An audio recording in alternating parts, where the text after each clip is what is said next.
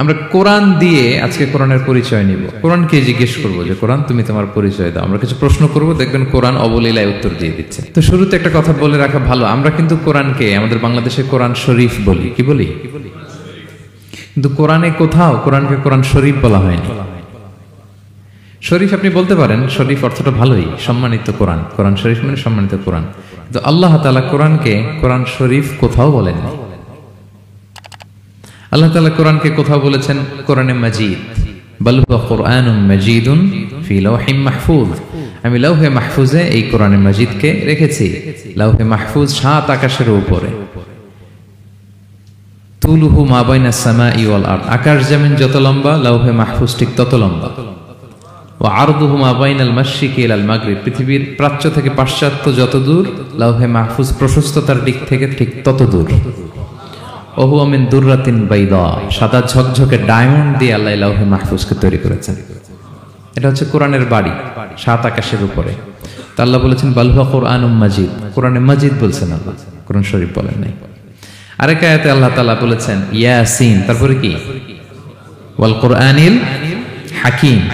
তাহলে আরেক আয়াতে কোরআনে হাকিম বলেছেন, প্রজ্ঞাময় কোরআন, কোরআন শরীফ বলেন নাই। সূরা ওয়াকিয়ার আরেক আয়াতে আল্লাহ তাআলা বলেছেন ইন্নাহু লাকুরআনুন কারীমুন ফি কিতাবিম মাকনুন, এখানে বলেছেন কোরআনে কারীম।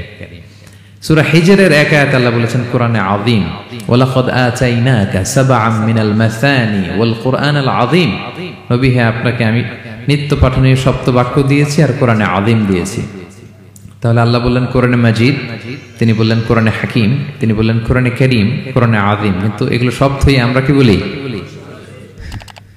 কোরআন শরীফ বলতে পারেন, অর্থ ভালোই, কিন্তু কোরআনে নাই, আল্লাহ তাআলা বলেন নাই। আসুন কোরআন শরীফ বলার পাশাপাশি আমরা কোরআনে কারীম, কোরআনে মাজিদ এগুলো বলতে অভ্যস্ত হই, কারণ এভাবেই কোরআনকে পরিচয় দিয়েছেন আল্লাহ তাআলা।